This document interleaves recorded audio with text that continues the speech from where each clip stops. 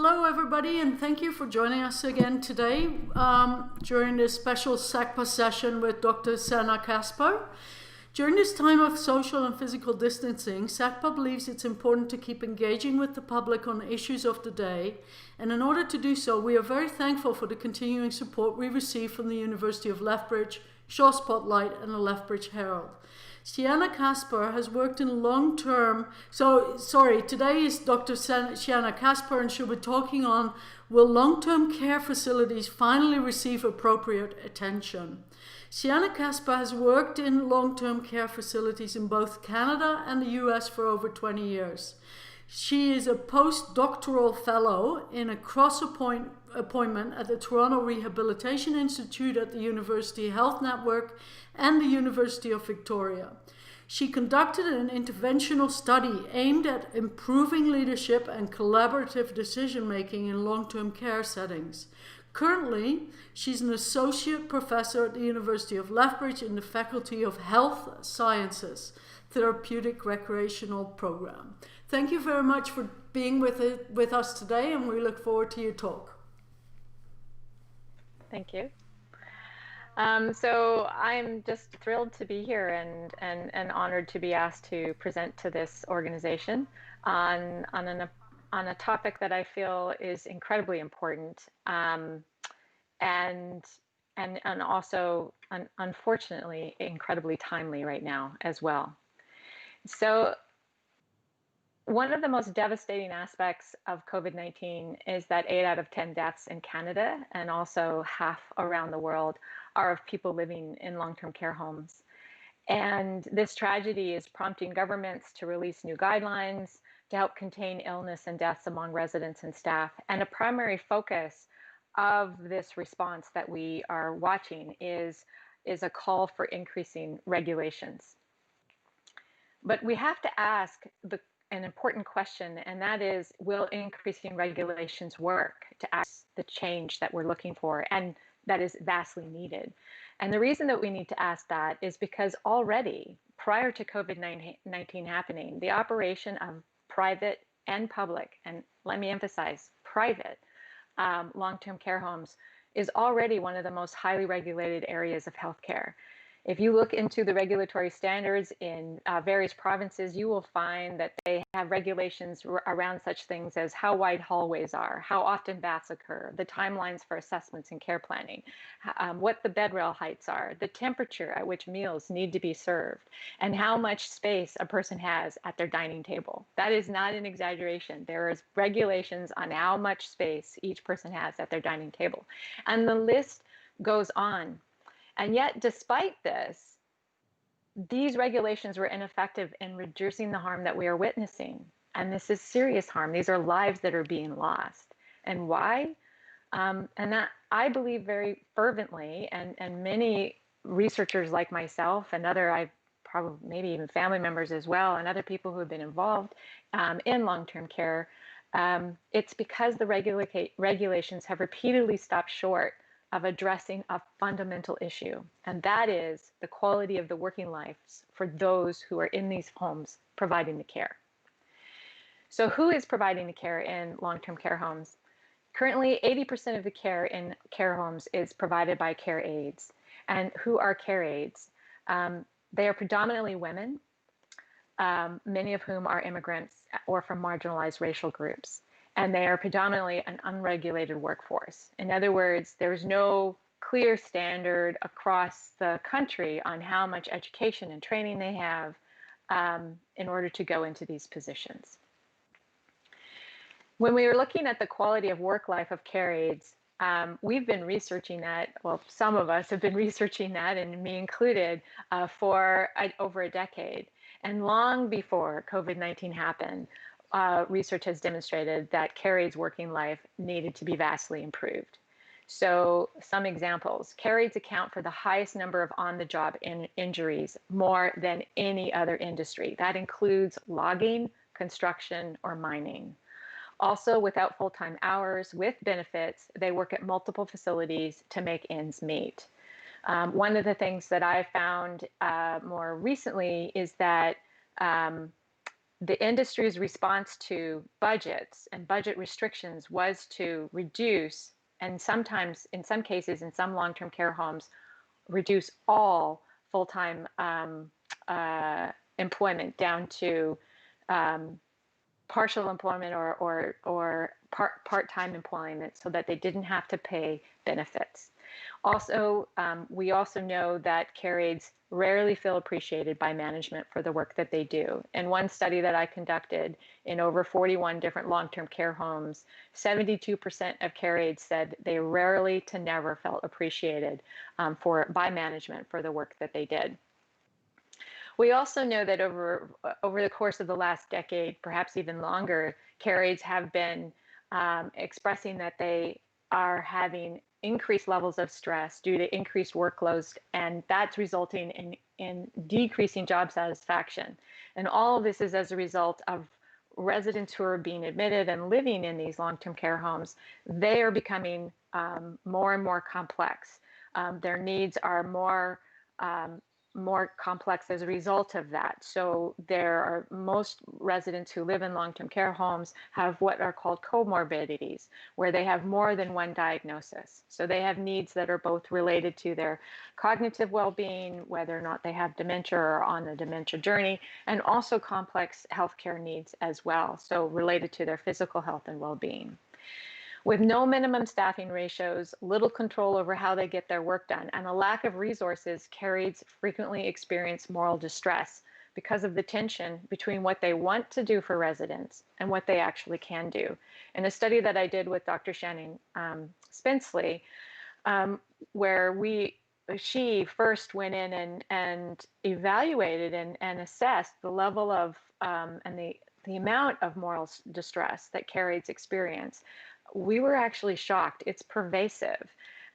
In her study, 72% of care aides felt more distress because they saw care suffer due to not having enough staff to do the care. 60% experienced moral distress because they were having to rush when providing care due to lack of time. So it's pervasive, and those studies occurred before COVID-19. Which is important to point out. Also, when we look at the quality of work life, why is that so important? My PhD is in interdisciplinary studies, but my focus was organizational behavior. And so I've been looking at quality of work life for care aides for quite a while.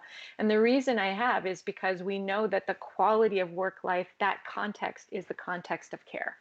So poor working conditions, which are most often indicated by staff turnover and job dissatisfaction, is linked directly to poor quality of care. And in some cases, greater aggression towards residents and other workers. In fact, the quality of their work life may be one of the biggest predictors of the quality of the care that they can provide. And if we want to look for evidence of this, of what we've been observing, we just have to look at what has happened in one facility that was one of the first really gut-wrenching stories of what happened in Dorval, Quebec, where they observed dehydrated and malnourished residents who were left lying in soiled linens, and some of them for days. And my assessment of that, as soon as I heard that, is that's not because these are uncaring care aides. That's not because these are people who are heartless. That's because they must have been working in such a poor working environment where their employer did not respond to their valid fears and concerns about the pandemic. And they felt so powerless and disrespected that the only response they believed they had was, in fact, to leave. Having said all of that, I think it's also important for us to not forget that the vast majority of care aides continued to carry on throughout this pandemic, working short-staffed, fearing for their health and that of their families, and also working with short supplies. The vast majority continued to go into these homes every day, and that's within that context of that research that I've already shared, where they already felt moral distress, where they already felt stretched too thin. And that despite that, they continue to have a strong sense of their work's worth, despite our ageist society that completely devalues it.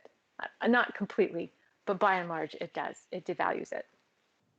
And we're not hearing enough about those stories in the news because they're not as hot topics. But I think it's important to point that out. So care aides deserve better. They deserve better working conditions, not just now, but also for the future. And because the lives that they hold in their hands matter, the lives of our most frail, older adults, older Canadians, older residents. And because the lives that they hold in their hands matter, also so do the care aides' lives. We need to treat them better so that they can better care for our residents. So what is necessary for real lasting change? Well, the first thing is that we have to address minimum staffing ratios. There's been all this resistance anytime we say we've got to address staffing ratios. There's all sorts of excuses as to why it's too complicated to take on. But I think we have to, and I think that COVID-19 is shedding this light on this crack that can no longer be ignored. And though I'm devastated as to what caused that, I'm grateful that we are finally there. And this minimum staffing ratios also has to include provisions that ensure staff do not work short when team members call in sick. When I did my PhD research and I shadowed care aides through the duration of their shifts, days, evenings, and nights in long-term care homes to learn about their work and who they are and what they are asked to do every day, 40% of my observations, during 40% of those observations, the staff were working short. And when I asked the senior administrator of the whole health authority that I was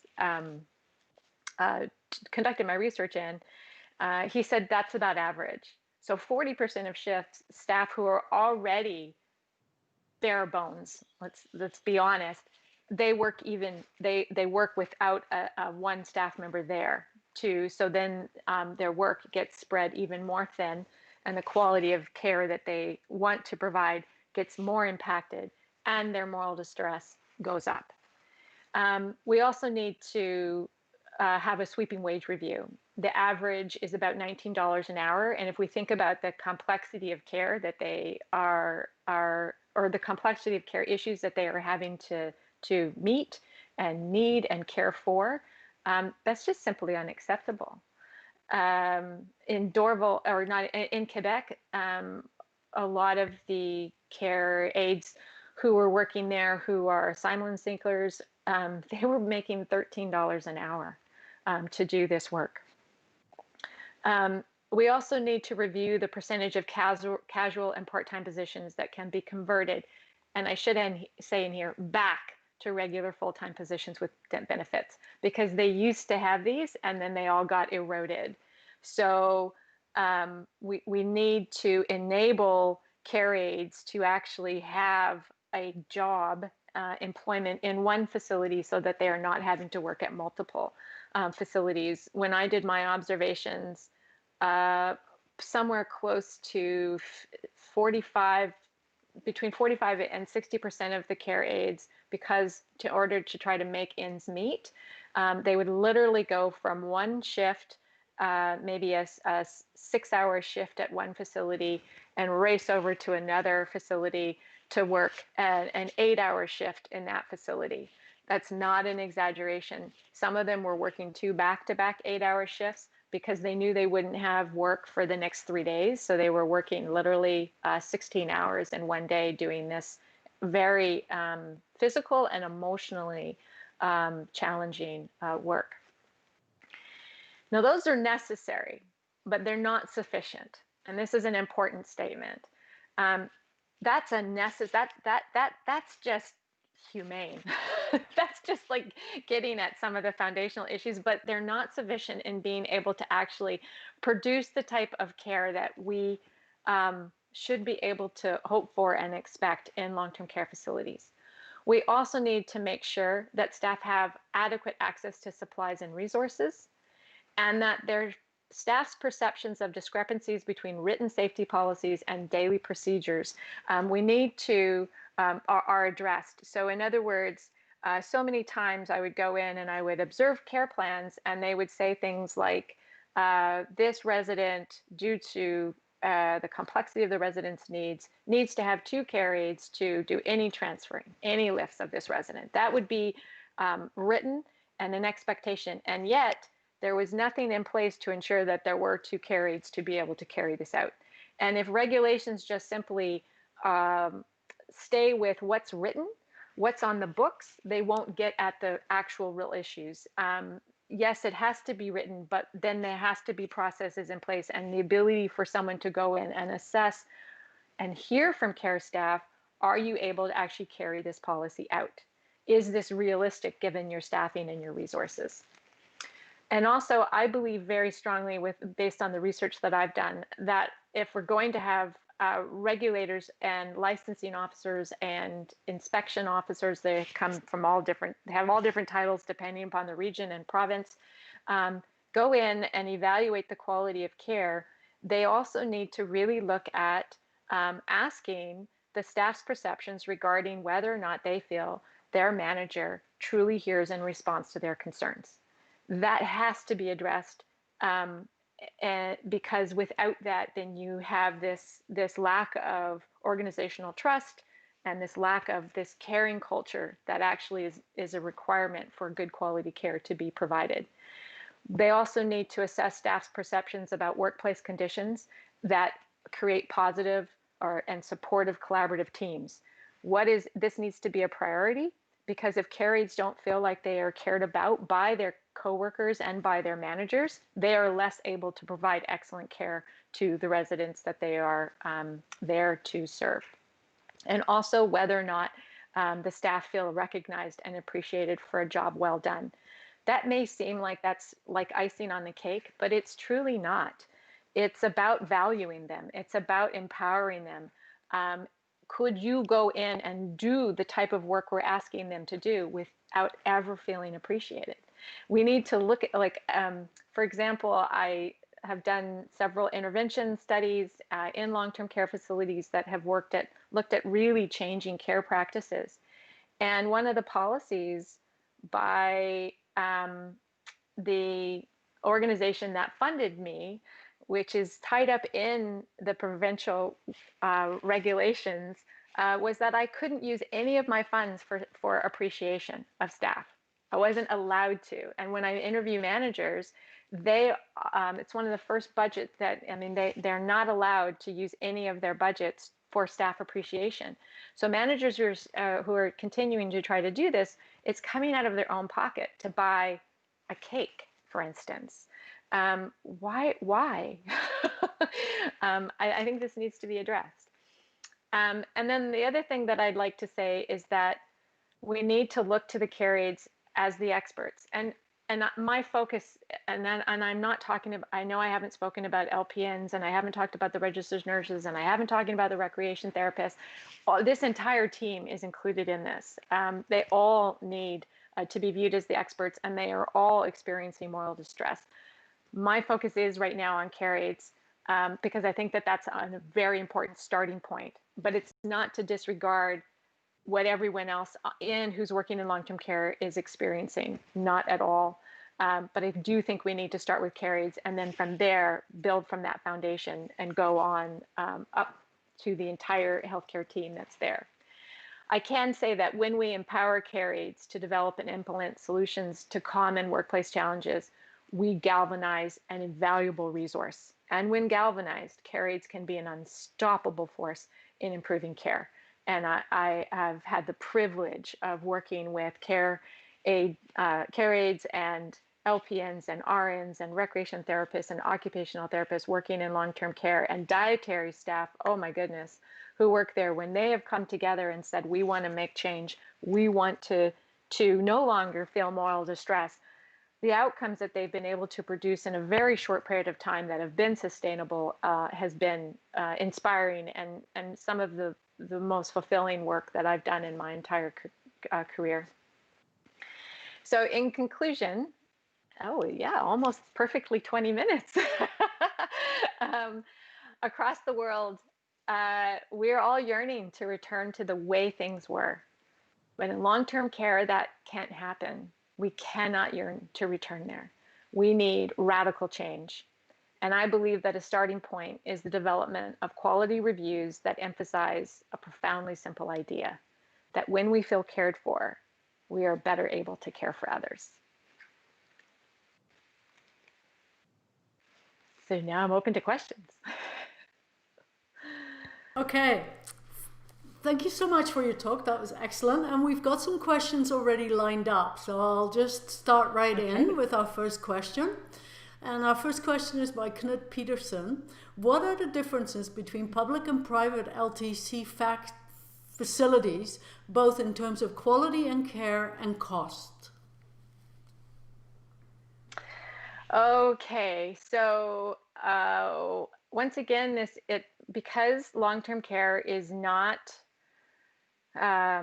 administered or regulated or overseen federally, it depends upon the province.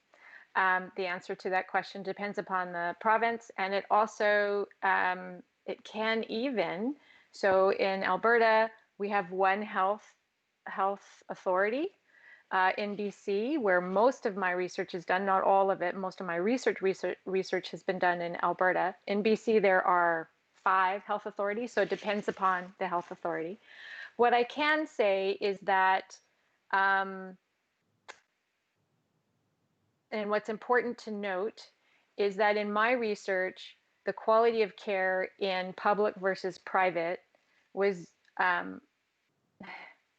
whether or not they were publicly owned or privately owned was not the primary indicator of the quality of care. It was the quality of the management's ability to respond to the care staff and the relationship that the manager had. So for example, in one publicly owned and operated facility, there was a manager who, for a variety of reasons, felt disempowered to be able to really respond to the care staff's needs, and so was not there for the care staff in the way that the care staff needed them to be. In other words, there were, well, just to be blunt, there were decisions that were coming down and the manager was not able to be honest with the staff about those decisions. And these were about replacing RNs, registered nurses, with LPNs.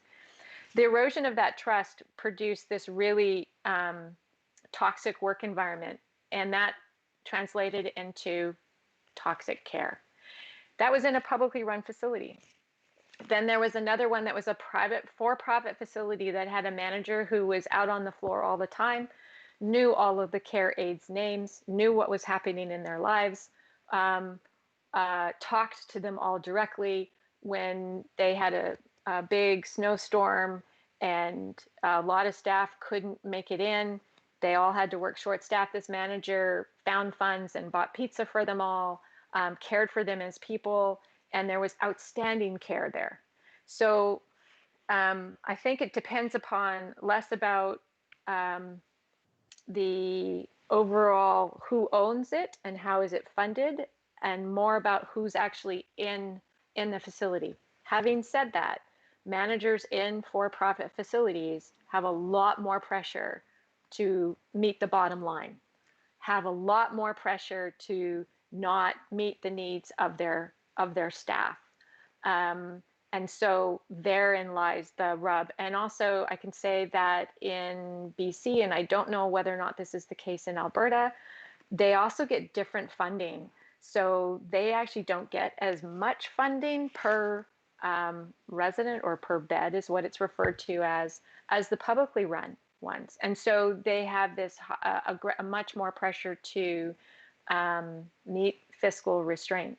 And that's a problem because it puts the managers in this horrible position of responding to the human need or responding to the pressure of needing to balance a budget or make money in the case of for-profit.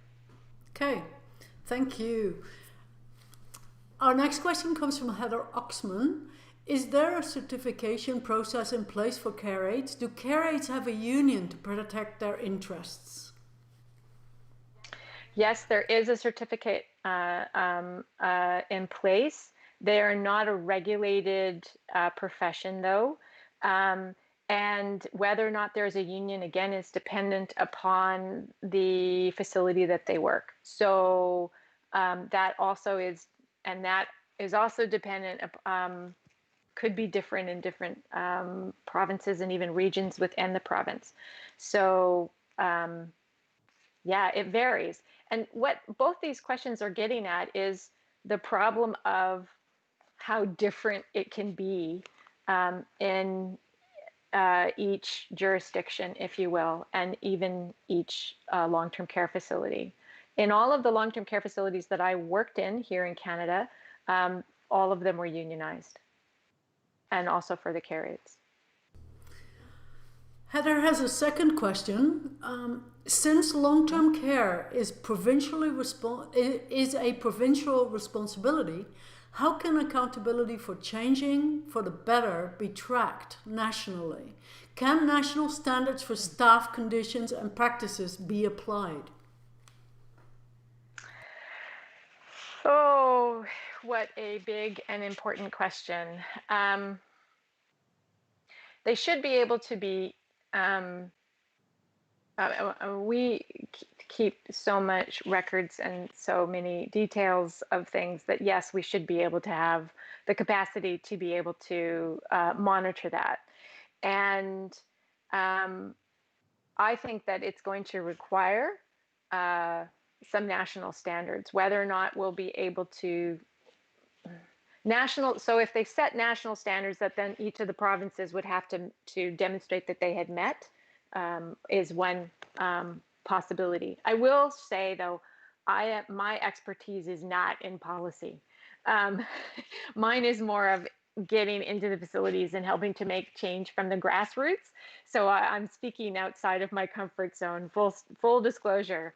But there are a lot of people who have looked very closely at policy and policy changes in long-term care who are calling for national standards on those foundational issues, when those issues that I said are necessary but not sufficient. Those necessary issues, I think, should be able to be addressed at that level. And I think they're going to have to be. And the reason I say that is because we do live in an ageist society. My first job here in Canada as a recreation therapist, I was working in what was then called an extended care unit that was attached to a regional hospital. And we just always were the last ones to be thought about as far as resource allocation. When we value lives of children more than lives of older people. We need to look at that.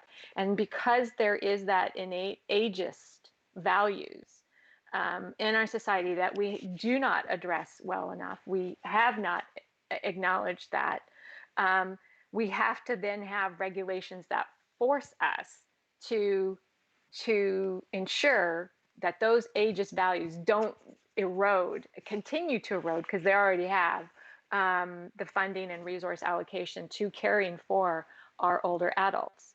And I think that has to come from as high a level as you can, just to create that foundation from then which you can improve quality of care. I hope that answers that. Okay. Our next question comes from Bev Mundo. Would it help alleviate some of these issues if CEOs themselves were from healthcare backgrounds? Oh,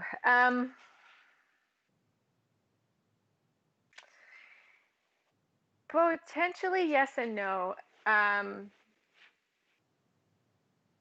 the reason that I say that is that, you can be excellent at one thing and not great, but that doesn't necessarily mean that. So you could be an outstanding nurse, but that doesn't necessarily mean that you have leadership skills and skills in knowing how to engage in collaborative decision making, and skills in knowing how to build teams that trust. Those skills are essential. There's a difference between leaders and managers.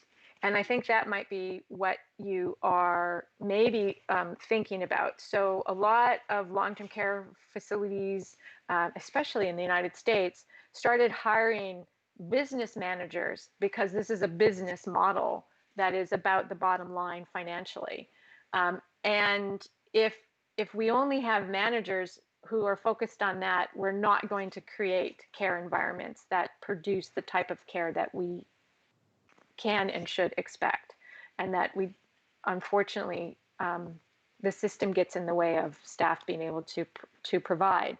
So, but having, I would say that if you had people who were experienced in healthcare who also had additional training in leadership skills and in cultivating leadership skills, so that there was team building, so that they knew how to empower the care staff to be a part of the change that they want to see, then I think that would be the best model, if you will, for producing that change. I think you can have someone who doesn't have an understanding of healthcare, who is open enough to learn and be really responsive, like a responsive leader who has those skills in listening and really is about people focused, that may be able to do an exceptionally good job in that role. Our next question comes from Cheryl Bradley. Is there more job satisfaction among aides providing care of seniors staying in their own homes? Oh, home care aides. That's not a group that I have done specific research on. I can say that a lot of the feeling of being disempowered for home care aides, from what I've read, and also some of because I've collaborated with researchers who have done research with home care aides, that sometimes they can feel even less empowered and less connected, because they don't even have a team to call upon for when they need help necessarily. And my assumption is that would also be dependent upon whether or not the home health care aides are able to remain consistently assigned, if you will, to the same individuals who they're providing care to. That relationship has to have an opportunity to be formed in order for there to be, my assumption is, the type of job satisfaction that would enable excellent quality care. And right now, I don't know how well the system is at, or how good the system is at ensuring that those relationships are able to be formed, that they're supported, and that there's that continuity of caregivers. I know that there are some cases where that is not done at all, and I don't know how they would be able to have true quality of or true job satisfaction when they're simply going into different homes all the time. Our next question comes from Laurie Schultz. Have you observed the lean method or just-in-time philosophy employed in long-term care? An example, how to shave off 2 minutes from a resident's bath. What are your thoughts? I haven't, none of the facilities that I have directly gone into have subscribed to that. So I haven't been able to observe that firsthand. What I can say is that when care teams are brought together to look at how do we get rid of, I wouldn't say wasted time, but how can we create more time to do the things that matter most? And sometimes that's little things like being able to, for example, one of the studies that I did where we were enhancing mealtime experiences, we know that when care staff are able to sit down during the mealtime, even if it's for a short period of time, and actually socially engage with the residents who they are assisting with the meals, that we increase nutritional intake and we increase the quality of the mealtime experience for the residents significantly. But being able to take that time to sit down means that they have to take something else away from their job, because they're like meal times are tend to be this really frantic, not very relaxed environment, and it's not conducive to good quality experience. I mean, we think about our meals, that's a big part of our life and our quality of life. And so what we did is we had the team figure out how to enable that. And my assumption is that it must be somewhat similar to that. And it is that it was changing who did what when in order to enable this to occur. And they all said that it had amazingly positive outcomes. But it took the whole team to come together to figure out how to enable the care aides to sit down. So the administrator had to find the seats for them to be able to sit down. Dietary had to adjust their schedules so that the care aides weren't taking the plates back and forth. Someone else was doing that. And so my assumption is that if Lean is doing those types of things where they're actually engaging the staff to be a part of the solution to figure out how to change care so that it is more person-centered, so that it decreases their experience of moral distress, then it's probably very effective. Our next question comes from Bev Mendo. Do you think long-term care should be under federal jurisdiction and funding?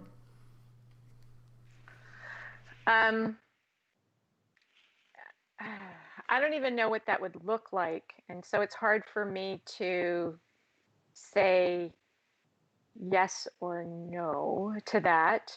I think that there needs, I worry about being too far removed. I'm worried about it being too far removed if that's the case. And having, I think there needs to be more standardization of funding and more standardization of regulations that will produce the necessary foundation from which we can provide exceptional care. And I don't know, I think that there's somewhere in between it going from only provincial, which is hands-off federal, to all federal, which is hands-off provincial. And there must be something in between. And I'm probably biased in this way because all of my research and everything that I've done has been about flattening a hierarchy. It's been about empowering the people who are at the bedside, who most know what needs to be done. And my fear is that, and why I got inspired to write my first ever op-ed, was that what we'll do is we will not only not flatten the hierarchy, not flip it, but we're going to produce even more hierarchy, and the people who are going to be trying to make decisions on how to improve care are going to be even further removed from what's happening actually at the bedside, and that would be not good. So I think there needs to be a combination of having grassroots, but also having in other words, whatever happens federally and whatever happens across the board needs to ensure a certain standard of staffing, of ensuring that the care aides are able to have a career in one home, not having to piecemeal together from multiple ones.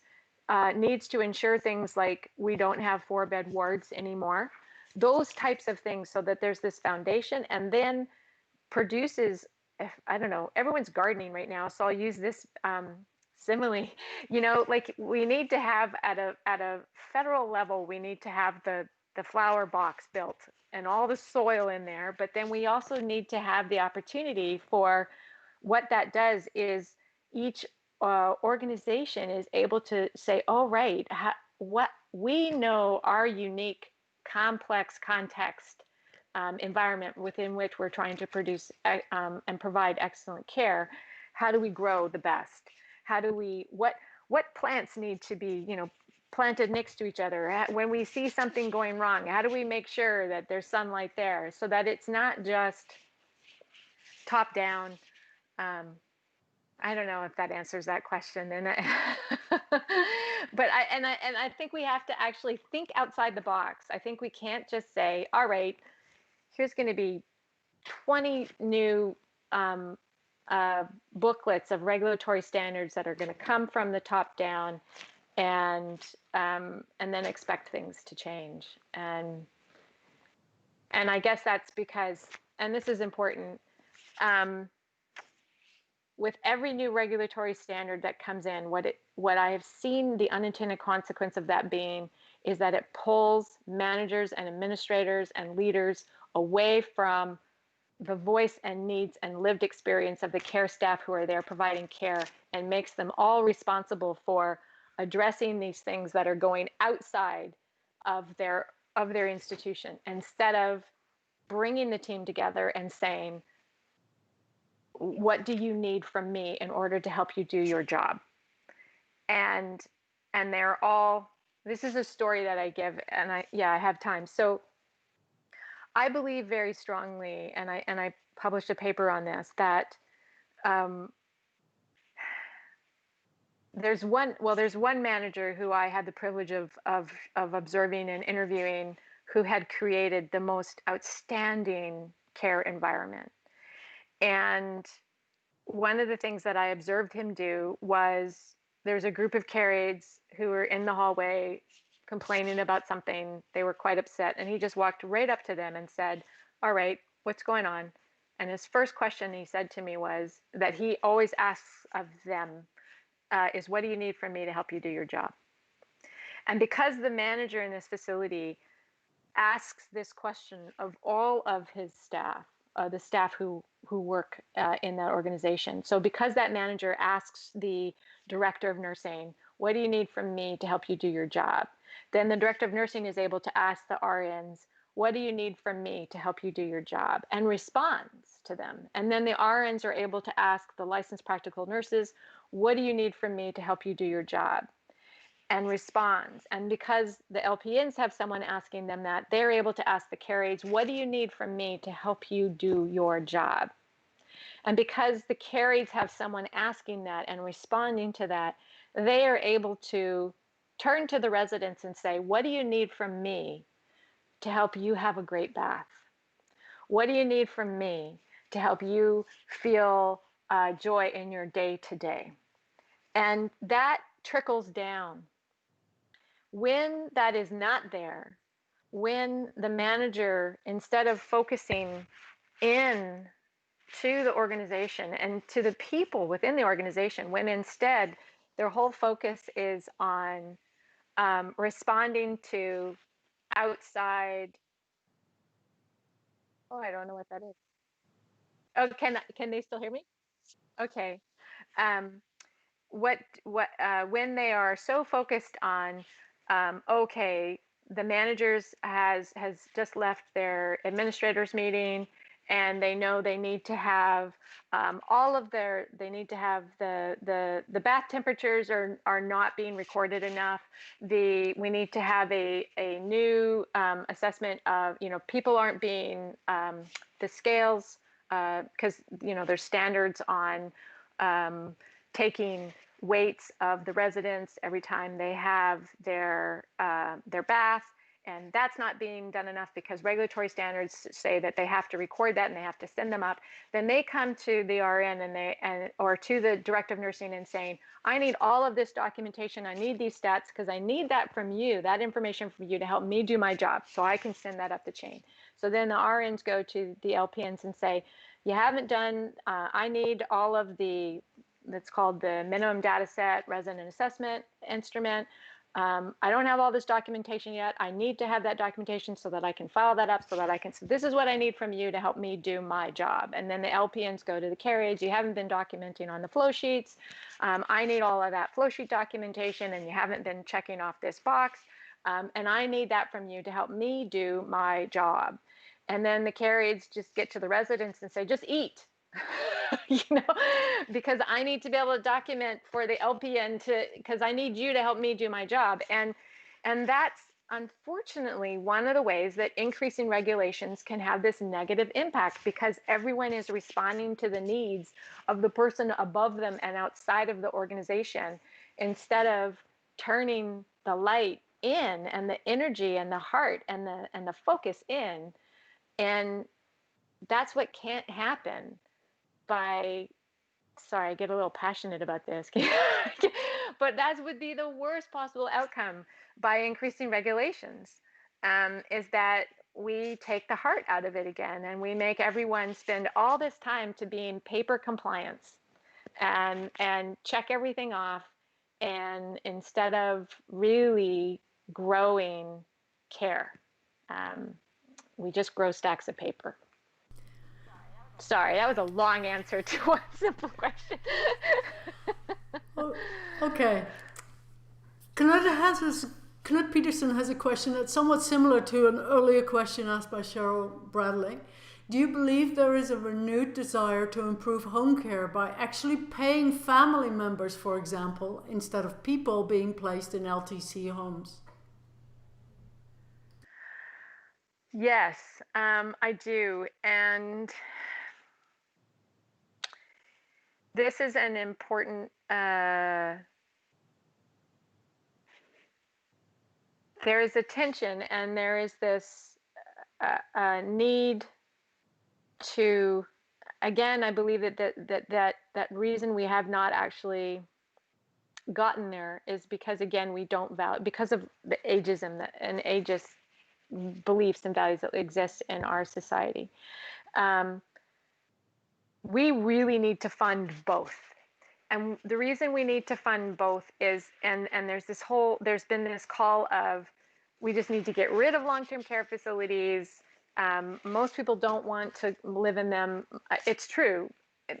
I've worked in long-term care my entire career, and I can tell you that most older people that I know personally have said, and this is fairly extreme, and there's been research to prove this too, that they'd rather die than go into one of these homes. Well, if that's the truth, then there's a serious statement right there.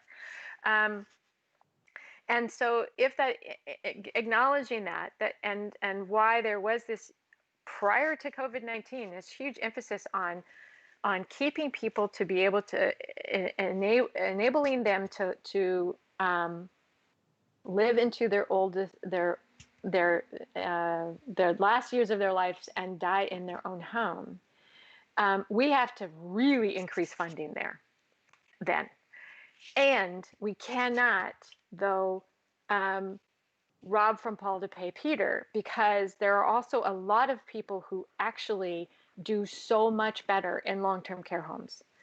We don't talk about that enough, because as a recreation therapist working in long-term care for 20 years and then researching long-term care for well over a decade, I can tell you that a lot of people who did not want to go into these homes do so much better once they are, because it's not just the physical care. It's also that now they have table mates to eat with. They are no longer socially isolated. They have recreation therapists who are enabling them to be part of singing in a choir, who are enabling them to engage in artwork, to be music makers again, who pair them up with intergenerational programs where they bring in groups from kindergarten schools. Like, if you talk about some of the devastating outcomes that we're just on the tip of the iceberg yet on COVID-19, is the social isolation, the lack of pain. And we so elevated the medical need, the physical need, our physical body needs, that the social and emotional and spiritual needs got kind of just put on the back burner. Bringing people together in a long-term care home that's well run. I've seen people be admitted who, after being admitted, flourished. They came out of, they started trying new things. They actually experienced more joy. They just got so much better. And so we need to have both, because there are some people who will not do well in their homes with a care aide coming in once a day. They will become socially isolated and depressed and removed. And so we need to do both. In how we compensate for family members in caring for, we absolutely need to address that. Absolutely, we need to address that. But we can't depend upon that, because there are many family members who, taking on the role of being a caregiver to their family member, that makes an assumption that all family dynamics are positive, that there hasn't been trauma within that family relationship, that there hasn't been a history of abuse, that there had, like, their families are messy, relationships are complex, and so there absolutely may be some that can step into that role. But my fear is that if we cannot, and we already depend far too much, I think, on family members, and that's, since I'm sensitive to that, because a study that research team that I'm on right now is actually looking at trauma, family ties, and aging well in Canada. And right now, Canada is dependent upon family support, especially for people with dementia, but in many forms, many disabling conditions as people age, and does not acknowledge that when there is trauma, there can often be the disintegration of family, and so we need to be careful of that. That's all.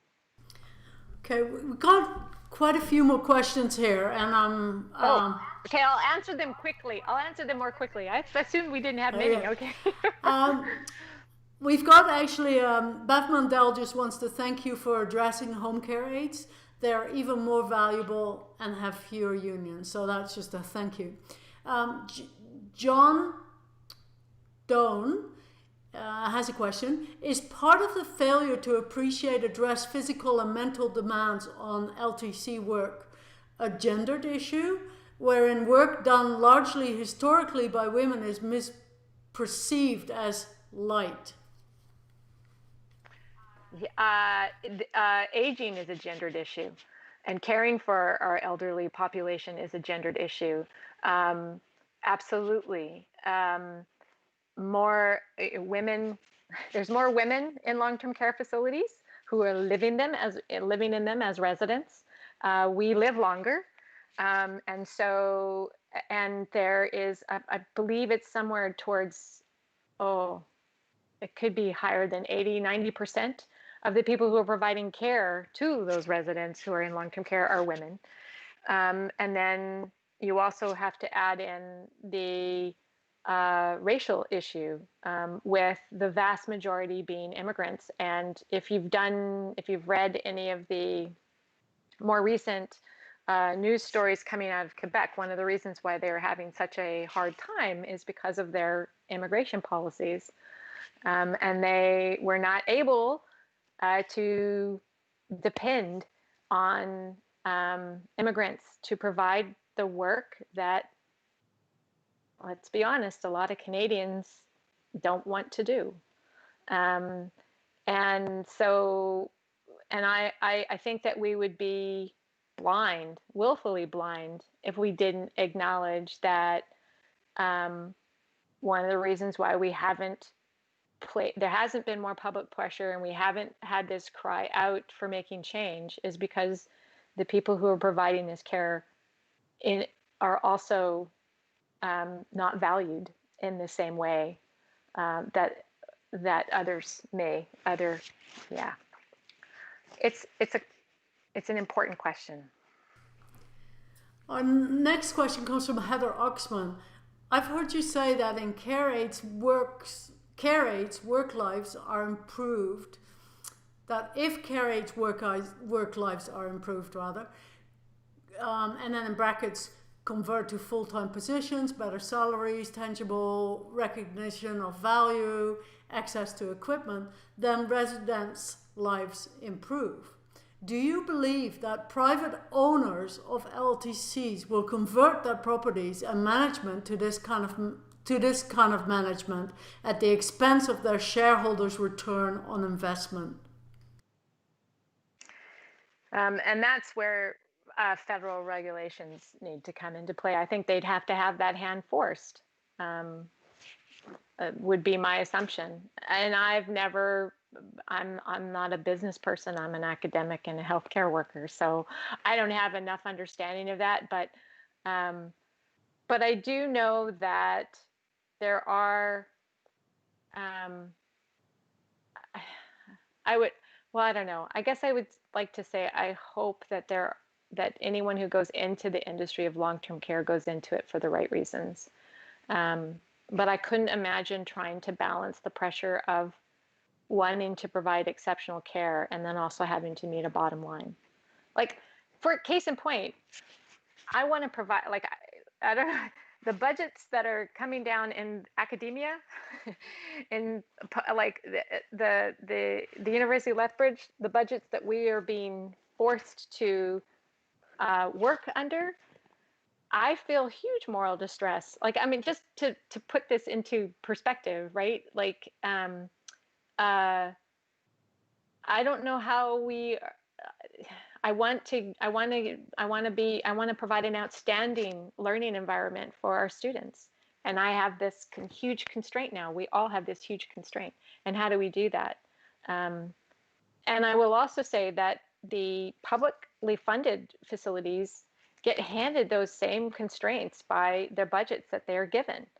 And I think it's just that we have to mandate that they are well resourced across the board, regardless, and that it doesn't work for them to be for profit, because unless you mandate how little profit they are able to make, and so that it can't be taken away from being given to the residents. Our next question comes from Knud Peterson. Oftentimes, interference from family members can be detrimental to the ability of staff to do a good job. And what are your thoughts in that regard? First of all, I completely understand, and my heart goes out to family members who are there advocating with everything they have for the best possible care for the residents. I think we need to do a much better job in long-term care of folding the family members into the care team. There are ways to do that successfully, and there are ways that don't work at all. And that is, again, a prime example of why we need to actually create a fertile soil and then have the people who are in the facilities work together in collaboration. Those relationships we need to have the opportunity to heal some of the relationships and to support the relationships of the family members with the care teams. And that takes time. It takes resources. It takes the ability to actually have them be able to meet each other as people and work with each other as people, and to be able to understand each other's perspectives in this care environment. Okay. Our next question comes from Leona Jacob. I appreciated your story regarding inside-outside expectations. Where is the balance between regulation designed to protect residents with red tape reductions, which may well create a free-for-all? Yeah. Well, and that's why I think that there needs to be regulations need to ensure that what's necessary is in place to produce quality care.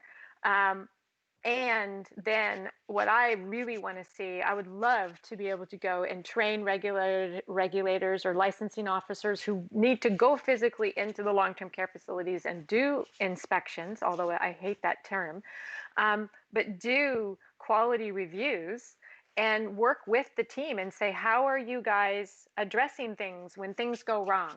When there's an incident where there's been a negative outcome for a resident, how did the team address this? How did you get at that? What were the solutions? So that they actually become more like consultants than evaluators coming in to make sure everything is checkboxed. And I think that that's how we have to do that. We have to have really skilled inspectors, but again, I'd rather them be consultants who are working with, but also have the ability to write up and hold accountable to quality of care standards. And I think those standards have to include collaborative decision making, making sure that it's an environment that is not blame, that's not focused on blame, where people try to hide mistakes, and instead, here's an opportunity for us to produce change. How do we get at this? Because when you have inspectors, everyone tries to hide the errors instead of surfacing them, saying, if it's a consultant, you surface them and say, how do we make this better? So I think it's the role of how we evaluate and implement any regulatory standards. I hope that answers that question. Okay. We're right on 12 o'clock, but we have 2 more questions. What is your timeline? Okay. Are you okay with? I can stay Okay. on. Yeah. Laurie Schultz has a question. What are your thoughts on the quality of care using the Eden philosophy?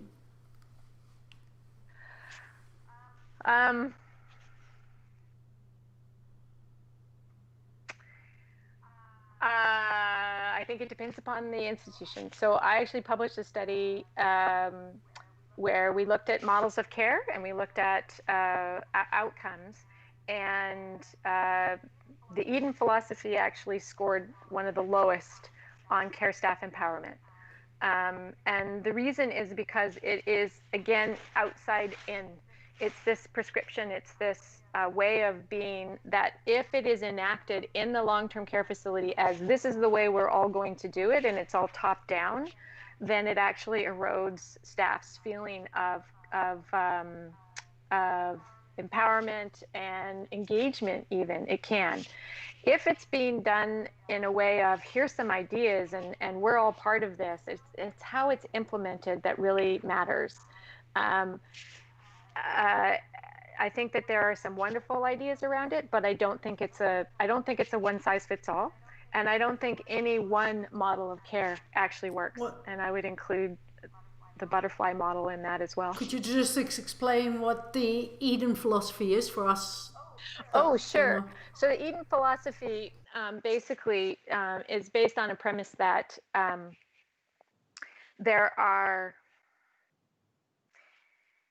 that loneliness is he calls them plagues in long-term care, and it really comes from the best of possible places. But he believed that that this needs to be a vibrant living environment, and that we need to bring plants, animals, and children into and integrated into long-term care facilities. And I think that, in some facilities that have plants, animals, and children, it's wonderful. It's just that one of the ways that I've seen it not implemented well is when there is one team and they become very specialized in it, and they become empowered, and then they disempower the rest of the team for needing to take that on. Also, the last long-term care facility that I worked in before I went to my did my graduate work, it was predominantly a farming community, and most of the residents did not want any animals inside. Like they're farmers. They're like, dogs are they're outdoor, and cats are barn cats, and they didn't want that. And some seniors don't like children. They find them overwhelming and noisy, and that's not their thing. And so that's when it gets implemented as we're doing this across the board, and it's not individualized. And again, that's kind of like, it needs to be context specific, and they need to have the flexibility to take some aspects of it that really work, and other aspects let them go. I hope that answers. Okay, our last question today. The top-down regulations you described is about what management ministry needs to say they're doing their job / mandate. Regulations based on residents needs moving upwards, perhaps, is what is really needed. I agree. I think we need to, again, I guess going back to the experts on what what is needed, they're already there. They're in the facilities doing the work. And, I'm Dr. Sienna Caspar. I cannot go into any facility and say, well, I'll admit this. When I was a consultant, I went into a facility and said, this is what the evidence said, thou shalt do this. And I had them implemented, and it produced complete mayhem in this one dementia care unit. And I learned volumes. It was horrible for me to watch that outcome, because what we need to do is find out from them. I mean, there's some basic things, again, quality of work life, just the foundational stuff, but then what's actually needed to make change, we need to find out from them what needs to be in those standards. We need to find out from them what's realistic. How do we not ensure that we are creating policies that they'll never be able to actually implement, like really implement, as opposed to make it look good on the paper. So yeah, yes, I think what I'm just saying is I agree. Okay. Thank you so much for spending time with us this morning and for your very informative talk. Peterson just says, awesome presentation and answers. Many thanks. Certainly many thanks on behalf of SACPA and the people watching. Yeah, do you have any closing words for us, or? Just that, let's not lose this opportunity. Let's not let this opportunity go by. Anyone who's listening, if you have a way that I can, or a suggestion on how I can continue to be a part of grabbing hold of this opportunity. I mean, I've been working in long-term care and researching it's close to 30 years.